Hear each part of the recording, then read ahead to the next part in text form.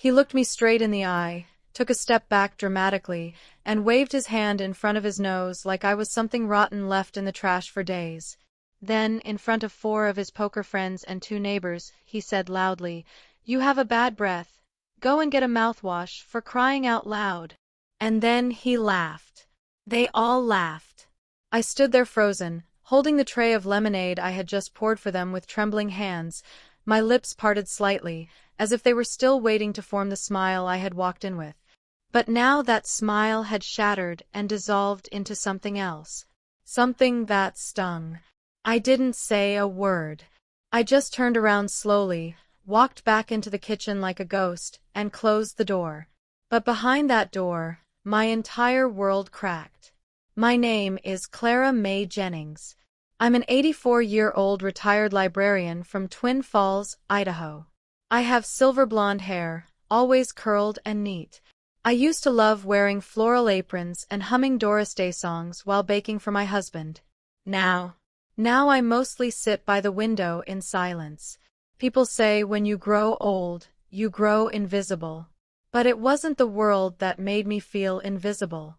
It was him. His name is Ronald Jennings. Everyone calls him Ron, even me, back in the day when he made me laugh until I couldn't breathe. He used to bring me daisies in my college dorm room. But that was 60 years ago. And I guess love doesn't always last through 6 decades. Sometimes it gets tired. Sometimes it turns cruel. That night, after he embarrassed me in front of his friends, I stood in the kitchen gripping the counter. The bottle of mouthwash sat by the sink, mocking me. My eyes burned, but I didn't cry. Not right away. I waited until they left. I waited until the lights were off and the house was quiet. Then I walked into the bathroom, looked at my reflection in the mirror, and whispered, "Do I dislike him now?" You see, I've always been a woman who took care of herself. I brushed my teeth twice a day. I even flossed. I wore soft lavender perfume and dabbed powder on my neck. I made sure my lipstick didn't bleed and my scarves were ironed. But none of that mattered anymore. Because somewhere along the line, Ron had stopped seeing me. And when men stop seeing you, they stop being kind. But that public insult, that was new. That wasn't quiet neglect. That was a slap, loud and cruel, and meant to humiliate. And it worked. I didn't sleep that night.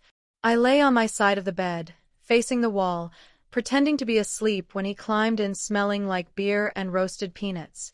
He didn't apologize. He didn't say a word. But in the morning, I decided something quietly.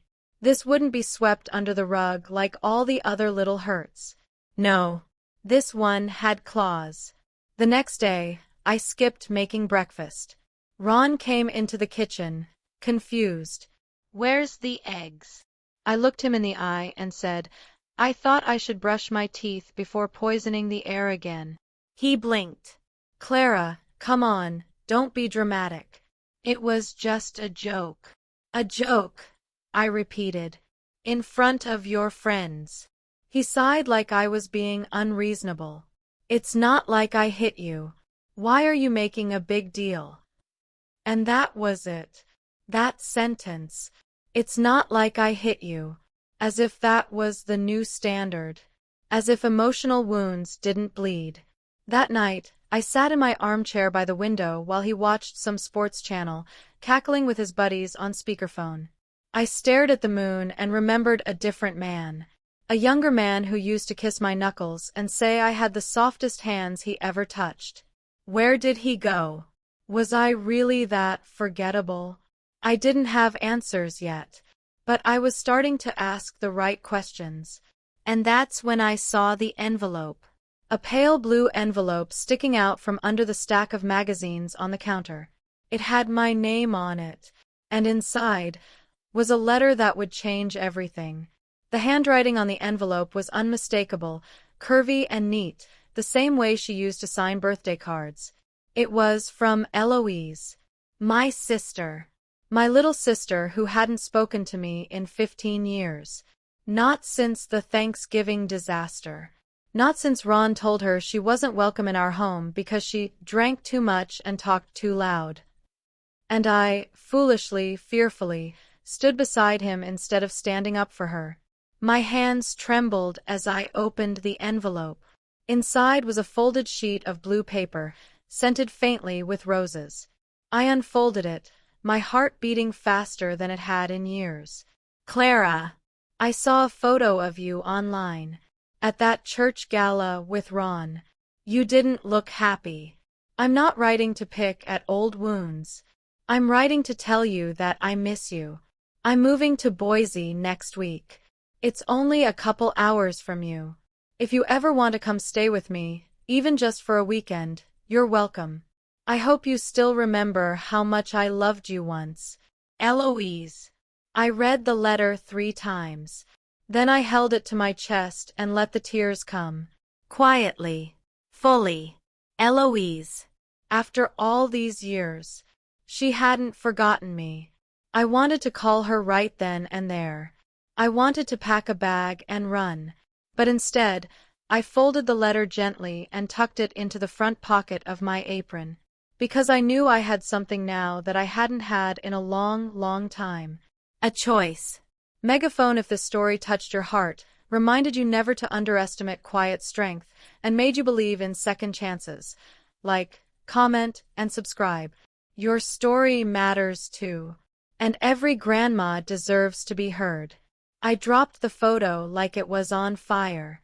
There, next to Melanie in that haunting mugshot, stood a woman I never imagined would be part of this mess. Her hair was shorter now. Her cheeks thinner. But I'd know that face anywhere. Diana Cook. My old church friend. My bridge partner. The woman who brought me casseroles when I had the flu, who used to call me Darling Clara, and sit with me after Sunday service while the men talked football. She was smiling in the photo, her arm around Melanie like they were sisters. Or something worse. Eloise heard the photo flutter and came running. What is it? I couldn't speak. I just held it up. She stared. Then gasped. Is that? Diana, I whispered. But how? Why? My chest felt tight. I sank onto the couch, staring at the grinning women on that glossy print. And on the back, Melanie's words echoed like a growl. Wait till you see who else I had on your team. Later that night, I combed through every memory I had with Diana. Was she ever too curious about my house? Did she ever ask too much about my finances? I remembered one afternoon about 6 months ago. Ron was in the garage fixing something, and Diana had come over uninvited. She brought cranberry muffins and sat too close on the couch. You know, Clara, she'd said, brushing lint from my sleeve, some women our age die before their husbands, and the men just marry younger a few months later. Isn't that wild? I laughed at the time, though she was just rambling, but now it echoed like a warning. She had been testing the waters. The next morning, I called Harriet and showed her the photo. She frowned. Diana Cook? I've seen that name before. Harriet pulled up public records, and sure enough, there it was. Diana had been Melanie's co-signer on a bank account. Worse, she had once notarized 2 documents tied to Ron's living trust. My blood turned cold. This wasn't an affair, Harriet said. This was a conspiracy. We brought the evidence to the sheriff's department. Melanie was still in custody, awaiting formal charges. When we showed the photo and bank records, the deputy leaned back in his chair and let out a low whistle. She was on our church's charity board, I said. She knew everyone's business. He nodded slowly. These 2. They've probably done this before. Diana uses her social trust. Melanie plays the seductress. They isolate old men from their wives and take everything. And Ron? I asked. He sighed. I think your husband was just weak, easy to manipulate. I nodded, heartbroken but not surprised. That night, Ron called again. I remember her now, he said quietly. Diana. She started coming around about a year ago, always talking about how sad you looked, how I deserved more fun. She introduced me to Melanie. My heart dropped. You never told me, I said, because I didn't want to admit I believed her. There was a long pause. I want to come home, Clara. I stared out the window. The same hydrangeas bloomed outside, battered but alive. Why? I asked. Because you were always my home. I just forgot. The next day, Ron returned. He looked older, slower, smaller somehow. Susan didn't hug him. Miles barely waved. But I let him in. Not because I'd forgiven him, but because I needed answers. And part of me still saw the boy I married 60 years ago, hiding somewhere behind the damage. He sat across from me at the kitchen table where we once played Scrabble every Thursday night. Did you love her? I asked softly. He shook his head. No. I loved how she made me feel. Like I wasn't invisible. And me? Was I invisible too? Tears filled his eyes. You were everything. I just stopped telling you. We sat there in silence, 60 years of marriage stretched like an old worn quilt between us. Meanwhile, Harriet was building a case. With Diana now under investigation, the police began piecing together similar schemes involving elderly couples in Twin Falls, Boise, and even Helena, Montana. Melanie had dozens of aliases. Diana had notarized fraudulent papers in at least 4 counties. Together, they'd taken hundreds of thousands of dollars from vulnerable families, erasing wives, redirecting wills, and hiding behind charm and casseroles. A week later, the doorbell rang. It was Harriet, with a clipboard and a letter in hand. Good news, she said. The judge approved the full asset restoration. Your house, your accounts, everything. Diana's license has been revoked.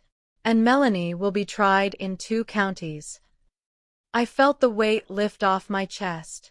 And Ron? I asked. Harriet hesitated. That part's up to you. I walked into the garden, where Ron was watering the lilies I planted last spring. He looked up at me, hopeful. Everything's back in my name, I said. He nodded. I'm glad. I paused. But that doesn't mean you are. His face fell. You can stay in the guest room for now, I continued.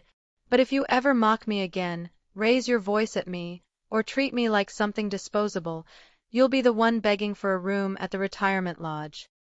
He looked down at the ground, ashamed. Understood, he whispered. I went back inside, sat with Eloise, and took a long sip of tea. Do you still love him? She asked. I don't know, I said honestly. But I love myself now more than I ever have. Eloise smiled. You're not the same woman who stood there holding lemonade, humiliated in front of his friends. No, I agreed. That Clara is gone. I looked out the window again, the sun pouring in like a promise. But just before the light could warm me fully, my phone buzzed again. A new message. You froze Melanie. You exposed Diana. But there's one more who was in on it. Look inside your sewing chest, Clara. You froze Melanie. You exposed Diana.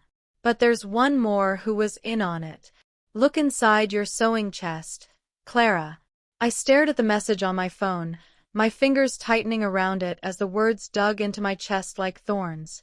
The sewing chest. The old mahogany box I hadn't opened in years.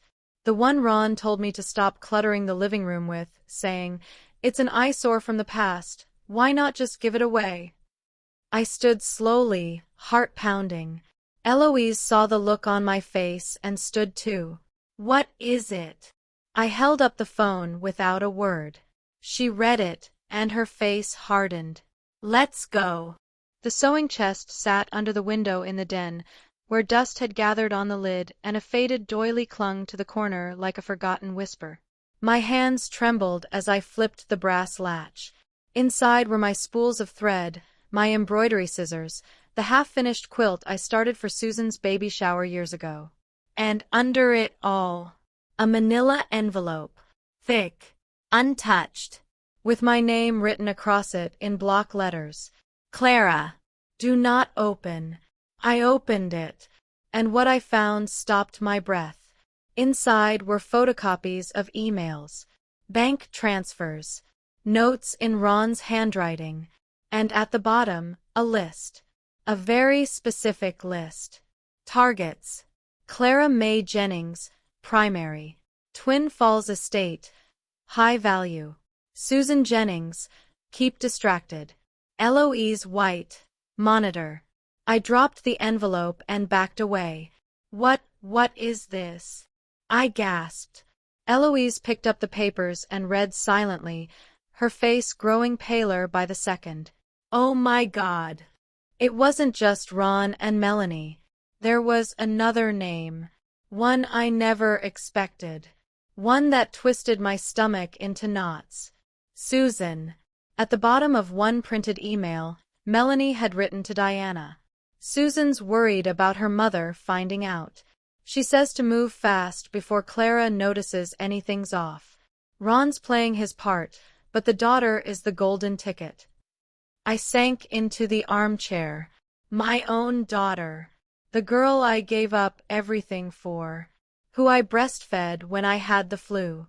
Who I sat next to through heartbreak, illness, and 2 miscarriages. She wasn't just a bystander. She was in on it. Eloise sat beside me, speechless. This can't be real. But it was. The documents were time-stamped. The digital records were legit. And that message I'd just received? That meant someone, probably Melanie, was still playing games from behind bars. Susan came home that evening like nothing had happened, carrying dinner from her favorite Thai place. Hey, Mom. I figured we could have a calm night for once, she said, smiling like she hadn't just betrayed me. I didn't speak. I simply handed her the envelope. She froze. What's this? You tell me, I said quietly. She read the top document, then the next. Her hands began to shake. Mom, wait, I can explain. Can you? My voice was sharper now. Steady. You helped Melanie and Diana. You distracted me while they restructured the trust, while they plotted to sell the house out from under me. Tears welled in her eyes. It wasn't like that. I didn't know they were going to. I stood up. You knew. You knew. And you still stood there and smiled in my face. I needed money, she cried. We were drowning in debt. Dave lost his job. I didn't know what else to do. So you sold me? She dropped to her knees. I thought Melanie was going to help Dad, and then Mom, please, I made a mistake. A mistake, I whispered. You took my kindness, my home, my name, and handed it over for money. You didn't just steal from me. You broke me. Susan sobbed at my feet. But I was done crying. That night, I sat on the porch alone. Ron was asleep in the guest room, Eloise was reading in the living room, and the house finally felt like mine again. Harriet came by with final updates. Charges are being expanded, she said. With this new evidence involving Susan, the case is even bigger. But you're in the clear now. And the DA wants to interview you for the victim impact statement. I nodded slowly. Are you going to press charges on your daughter? She asked. I didn't answer at first. Then I looked out at the dark sky and whispered, No, that punishment will come in another form. I made my decision the next morning. I called a locksmith. I had the house rekeyed. Susan came by later that day, her face puffy and tired. She tried to open the front door and found it locked. I opened the curtain and looked at her through the glass. I love you, I said, but you will never walk through that door again. She begged. She pleaded. I closed the curtain.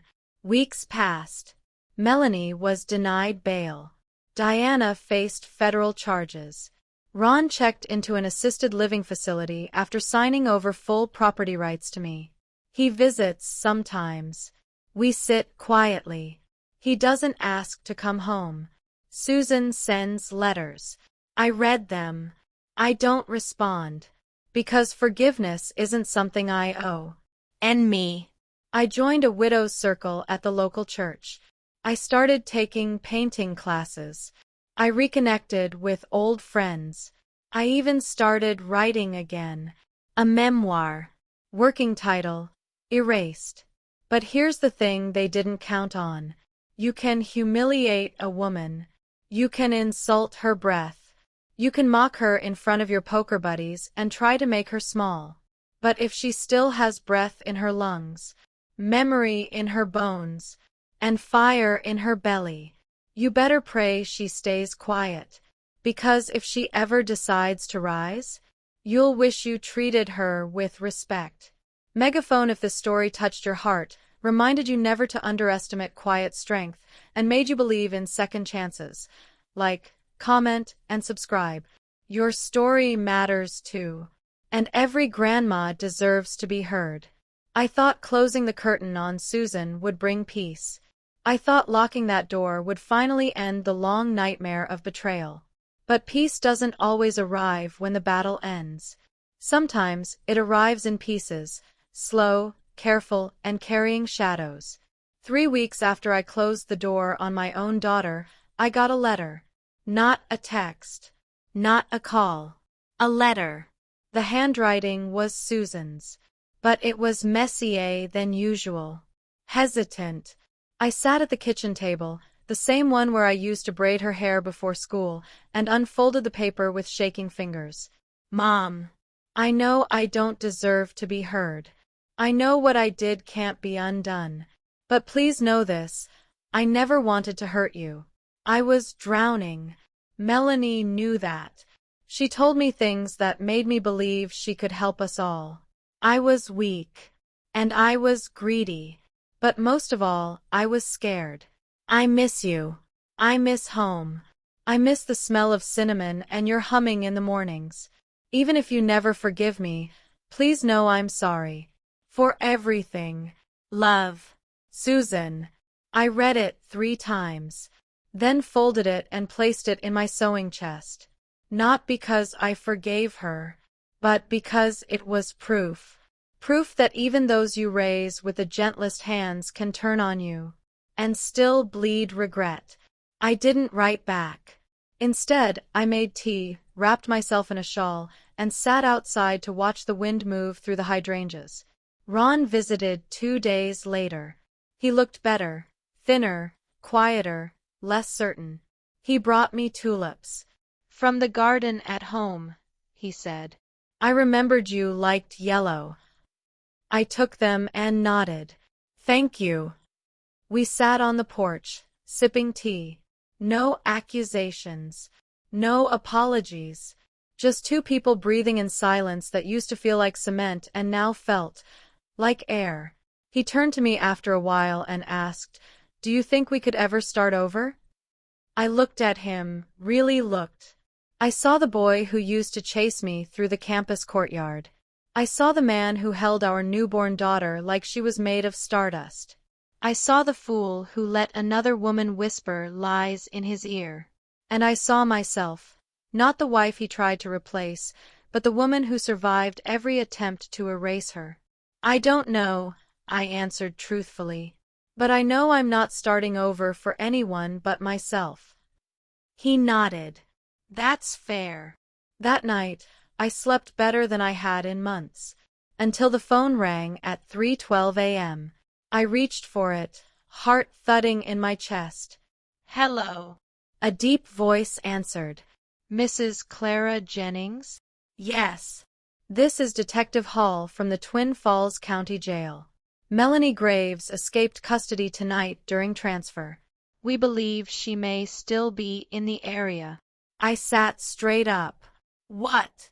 She overpowered a female guard, stole a vehicle, and disappeared. We're asking all prior victims to stay alert. We'll have a patrol car nearby. I couldn't breathe. She threatened me, I whispered. She sent pictures. Letters. We know, the detective replied. You were her last known contact before her trial date was set. The line clicked off. I dropped the phone. Eloise came rushing in from the guest room. What's wrong? She's out, I said. Melanie's gone. And in my gut, I knew. She was coming back. Not for Ron. Not for Susan. But for me. Because I was the one who stood in her way. Because I was the one who won. And some women, especially the broken ones, don't know how to lose quietly. The house no longer felt like home that morning. It felt like a memory, one that could be shattered with a single knock at the door. I checked every window, locked every latch, even the attic. I turned on the porch light in daylight. I moved the butcher knife from the drawer to the counter. Eloise followed behind me, watching, not stopping me. Clara, she finally said. She's one woman. I turned to her, trembling but sharp. She's not just one woman. She's a woman who's got nothing left to lose. That's the most dangerous kind.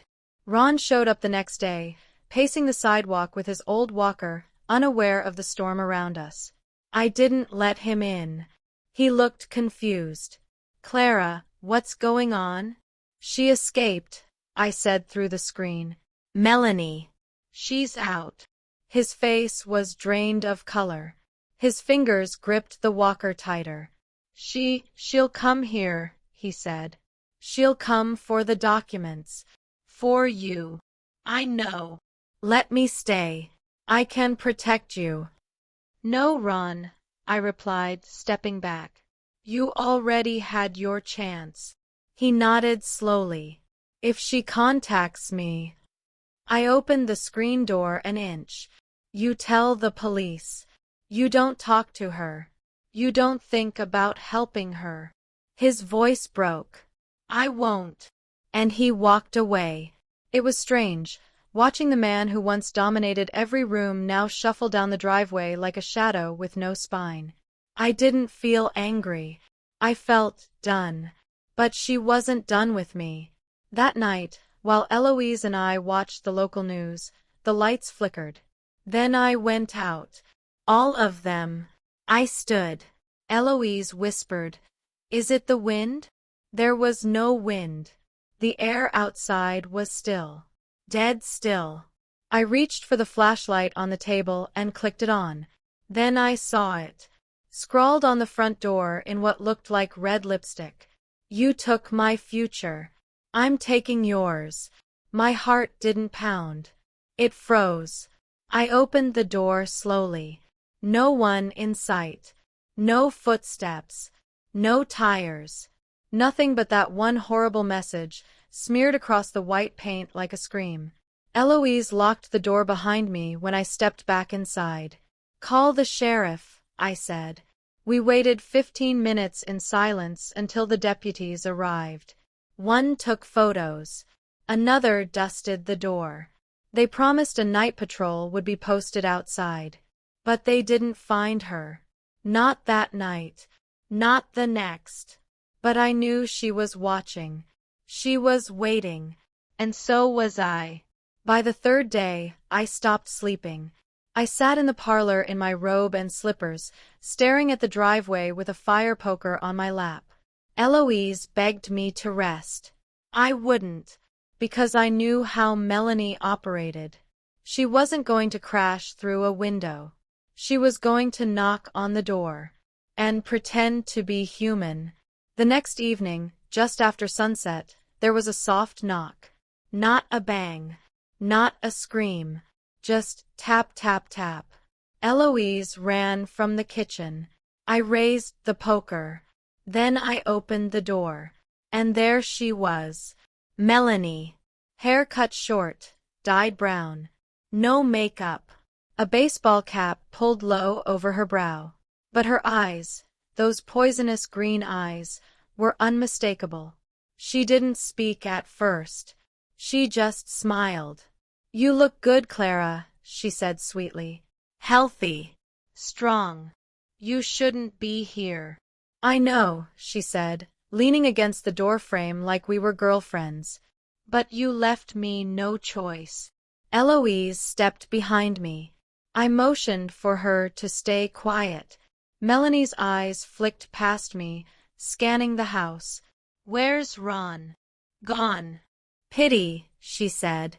"He always liked it when I laughed at his jokes." "You never laughed at them." "Because they were never funny," I replied. She chuckled, then leaned in, her voice dropping. "I lost everything because of you. Everything." "No, Melanie," I said. "You lost everything because you were greedy. And sloppy." Her face tightened. "You have 5 seconds," I said, "to walk away before this ends in handcuffs again." She stepped forward. And that's when I raised the fire poker. She paused. Her smile slipped. "You're serious? Try me." She backed away, her lips twitching in some twisted form of admiration. "You're braver than you look," she said. "But you forget, so am I." Then she turned and walked back down the porch steps, straight into the arms of the deputy hiding behind the rosebush. They tackled her fast, cuffed her even faster. She screamed my name, cursed me, vowed to come back. I stood on the porch until the cruiser lights faded into the dusk. Then I exhaled, long and slow, not from fear, but from release. Eloise joined me. "It's over now," she said. But I knew better. It's never over. It just changes shape. But one thing was certain. I was never going back to who I was. The next morning, there was no lipstick on my door. No threats. No knocks. Just light. A thin, clean sunlight stretching across the porch like a soft promise. I brewed coffee. Real coffee. The kind I hadn't made in years because Ron always said it was too strong. I made it just how I liked it. Eloise came into the kitchen still wearing her nightgown and cardigan. "She's gone," she said softly. "I know," I replied. "She'll be locked away for good this time?" Harriet said they're stacking charges now. Escape, threats, fraud, violating a protective order, impersonation. No deal this time. Eloise sat down at the table and stared at her cup. "What about Susan?" That name still hurts. It stung like a bruise pressed too soon. "She hasn't written in a week," I said. "No texts. No letters. Will you let her back in?" I didn't answer, because I didn't know. A part of me still saw the little girl with skinned knees who used to crawl into my bed at night, clutching her teddy bear. But another part of me, the part that now slept with a fire poker next to the door, knew that girl had grown into a stranger. Later that afternoon, I got a call from Harriet. "I wanted you to hear it from me first," she said. "Ron passed away this morning." I sat down slowly. "He had a stroke around midnight. They tried, but—" Her voice faded. I didn't cry. Not right away. Harriet added gently, "He listed you as next of kin. His belongings, what's left, will be delivered to your home tomorrow." "Thank you," I said, barely above a whisper. After the call ended, I walked out to the garden. The hydrangeas had started to close for the day, their petals folding in like old letters. I sat on the bench Ron built me in 1981, after a fight about curtains. It wasn't until I looked down at the worn wood beneath me that the tears finally came. Not just for Ron, but for every version of us we never got to become. I buried the old Clara in that moment too. The one who kept quiet. The one who smiled through insults. The one who gave and gave until there was nothing left. She is gone now. And I wasn't mourning her. The next day, Ron's things arrived in 2 small boxes. One was filled with old books and faded photos. The other had a single envelope, labeled in his handwriting. For Clara, if I don't make it back. Inside was a letter. I almost couldn't bring myself to read it, but I did. Clara, I don't deserve your forgiveness. I know that now. I let a stranger turn me into someone you couldn't recognize. But I want you to know, no matter what I did, no matter how blind I was, I never stopped loving you. I loved you through the silence, through cruelty, through the selfishness I couldn't name. I was just too proud to admit it. If there's anything left of me in your heart, please remember the man who danced with you in the rain that summer in 1965. The one who carved your name into our tree. That was the real me. I hope he's the one you remember. Ron. I folded the letter and held it to my chest. Not because I forgave him, but because I knew the truth. Grief isn't always about losing someone. Sometimes it's about accepting the part of you they took with them. The following week, I found myself visiting the church again. Not for a sermon, not for forgiveness, but for quiet. The organ played softly. Candles flickered. The scent of old wood and fresh lilies made the air feel thick with something sacred. I sat in the back pew, eyes closed, and whispered, "Thank you." Not to God, not to Ron, to myself, for staying, for surviving, for rising. When I walked out of the church, the sky had turned golden. I stood for a moment on the steps, breathing in the warmth. That's when I saw her. Susan, across the parking lot, holding Miles in her arms. Our eyes met. She didn't move. Neither did I. But the look in her eyes wasn't pride or expectation. It was hope. A quiet, uncertain hope. And in that moment, I didn't wave. But I didn't turn away either. I didn't wave. But I didn't turn away either. That was the first olive branch I had left in me. I watched Susan shift her weight from one foot to the other, her arms tightening around Miles. He looked bigger than I remembered. Older. Wiser. He stared at me like he wasn't sure if he should smile. Then Susan did something I wasn't expecting. She placed Miles down. Gently. And she stayed behind, letting the boy cross the parking lot alone. He approached me with cautious steps, like a child walking toward a stranger he used to love. When he got close enough, I noticed he was holding something. A drawing. It was crumpled and a little smudged with fingerprints. But I could still make it out. It was a picture of a house. My house. And beside it, a woman with big round glasses, silver hair, and a crooked smile. It was labeled, Grandma. I knelt down. You drew this? I asked. He nodded. Mom says you're not mad at me. I'm not, I whispered. She cries a lot. I looked past him. Susan was standing there with her arms crossed, watching us, eyes filled with regret too big for words. She cries because she knows she messed up, I said. But crying doesn't fix everything. We have to show people we're sorry. Over time. Miles nodded solemnly, as only a child can when the world feels far too heavy. He hugged me. And I let him. When I stood up again, Susan was still standing there. She hadn't moved. But her hands were no longer crossed. They were open at her sides. I raised my hand. Just slightly. And for the first time in a long time, she smiled. Not a wide grin. Not a bold gesture. Just the small, trembling smile of someone who still wanted to be someone's daughter. I didn't wave her over. Not yet. But I opened the church door behind me and walked inside with Miles.